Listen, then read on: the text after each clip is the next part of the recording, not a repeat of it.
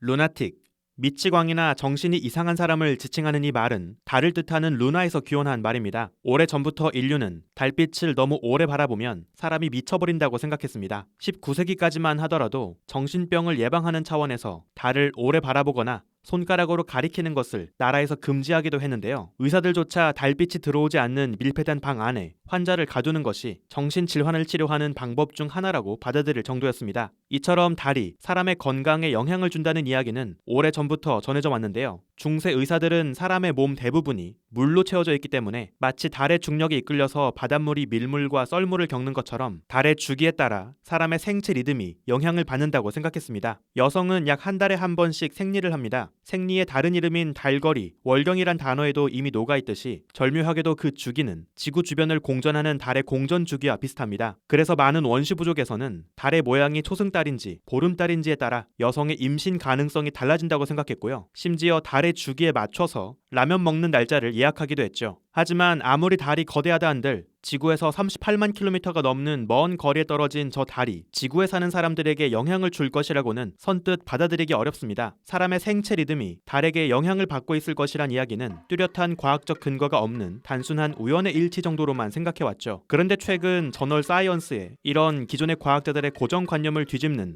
흥미로운 연구 결과가 발표되었습니다. 놀랍게도 이 연구에서는 여성의 생리 주기가 꽤 정확하게 달의 공전 주기에 맞춰서 동기화되어 있다는 증거를 제시하고 있는데요. 과연 사람의 생체 시계, 호르몬은 정말 저 하늘에 떠있는 달의 지배를 받고 있을까요? 우주먼지 현자타임즈, 인류의 호르몬까지 지배하는 달의 놀라운 비밀에 관한 이야기입니다.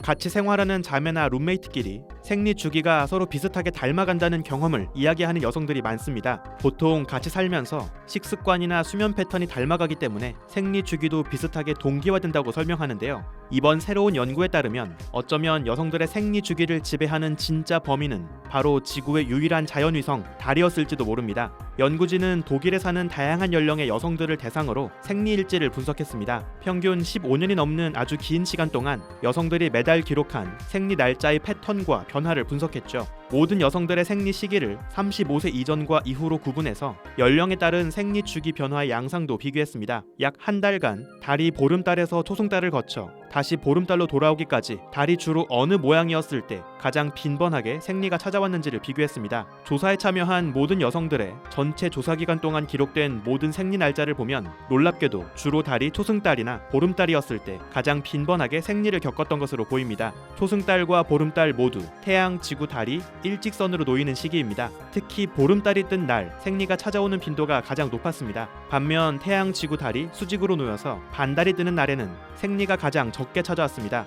태양, 지구, 달이 일직선에 놓였다가 다시 일직선에 놓이기까지 걸리는 약 29.53일의 상망월 주기와 생리 주기가 가장 잘 들어맞는 것으로 보입니다. 이처럼 생리가 달의 움직임에 맞춰 동기화되어 있는 경향은 계절과 나이에 따라서도 다르게 나타났는데요. 보름달이 뜨는 날에 맞춰서 생리가 찾아오는 이러한 경향은 특히 밤이 짧은 봄, 여름보단 밤이 긴 가을, 겨울에 더 뚜렷했습니다. 또 비교적 젊은 사람들에게서 이런 경향이 더 강하게 보였습니다. 나이가 들면서 생리 주기가 상망월 주기에서 조금씩 벗어나면서 불규칙해지는 경향을 보였습니다. 한 가지 더 흥미로운 건 전체 조사 기간 중에서 월식이 찾아왔던 시기 1961년, 79년, 97년, 2015년의 생리 기록입니다. 이 월식이 찾아오기 전까지 각자 임신을 하거나 개인적인 건강 문제, 생활 패턴으로 인해서 조금씩 초승달, 보름달이 뜨는 시기에서 벗어나 있던 생리 주기가 월식이 찾아온 날을 기점으로 다시 초승달, 보름달 날짜에 맞춰서 새롭게 동기화되는 경향을 보였습니다. 마치 태양, 지구, 달이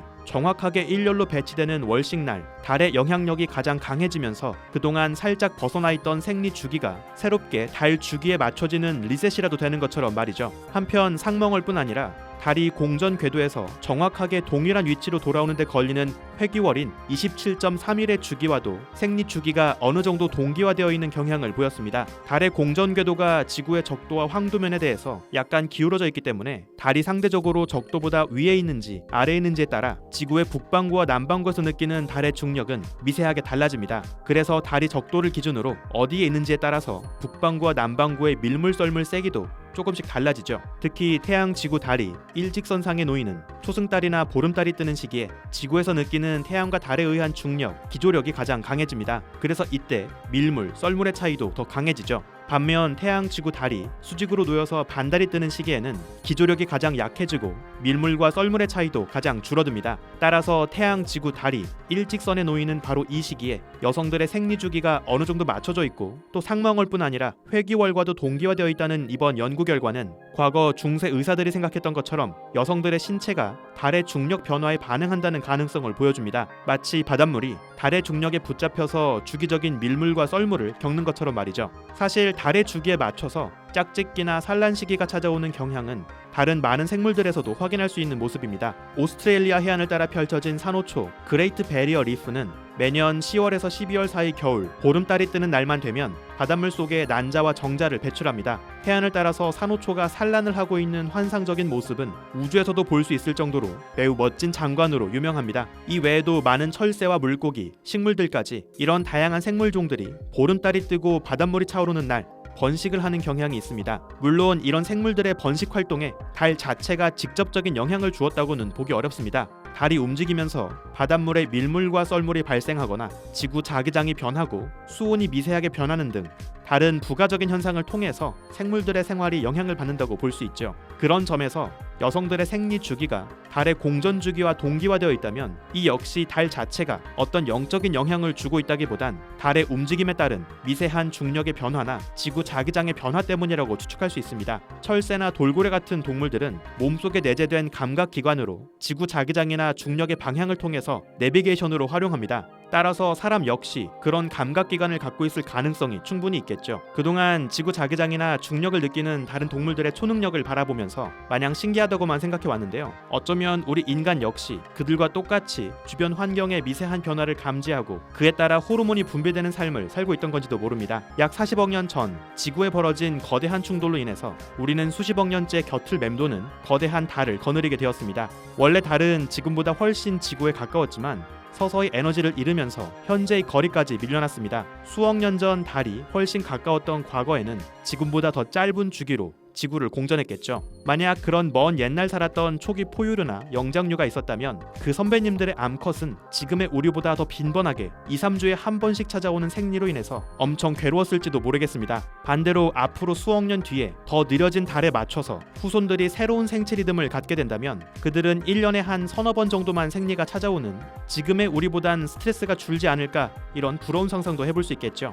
만약 목성이나 토성처럼 위성이 수십 개가 복잡하게 맴돌고 있는 행성이라면 그곳의 생명체는 불규칙한 생리 주기로 고통받고 있지 않을까요? 한 행성 곁을 맴도는 거대한 위성의 존재가 주기적인 산란과 짝짓기를 유도하면서 생태계가 존속할 수 있도록 재생산 활동의 컨트롤러 역할을 하고 있다는 주장은 굉장히 흥미롭습니다. 오래전부터 달의 모양을 신경 쓰면서 라면 먹는 날짜를 조절했던 원시 부족의 풍습이 나름 과학적인 경험을 기반으로 하고 있던 셈일지도 모르겠습니다. 이번 흥미로운 연구 결과를 보면 얼핏 천체의 움직임과 사람의 바이오리듬을 연결짓는 점성술이 과학적으로 입증된 것 같다는 생각이 들 수도 있습니다. 하지만 주의할 필요가 있는데요. 이번 연구는 수천 년간 논란이 되고 있는 달의 움직임과 생체 리듬 사이에 흥미로운 상관관계를 확인한 것일 뿐 아직 이 두 가지 사이에 명확한 인과관계는 밝히지 못하고 있습니다. 연구진들도 논문에서 그러한 한계를 명확히 밝히고 있죠. 점성술은 이런 흥미로운 상관관계에 대해서 다양한 신화 속 이야기들을 대입하고 나름의 스토리텔링으로 이런 현상을 설명합니다. 하지만 그건 단지 겉으로 보이는 현상에 대해서 잘 들어맞는 이야기들만 취사 선택하고 그것들을 끼워 맞춘 잘 만든 동화일 뿐이죠. 그 현상의 과학적인 인과관계를 설명한다고는 볼 수 없습니다. 아이들이 태어나는 출생 시기와 황새가 자주 목격되는 시기가 비슷하다고 해서 정말로 모든 아이들이 황새가 물어다 주어서 태어난다고는 할 수 없으니까요. 하지만 과학은 다릅니다. 흥미로운 상관관계가 있을 때 거기서 끝나지 않죠.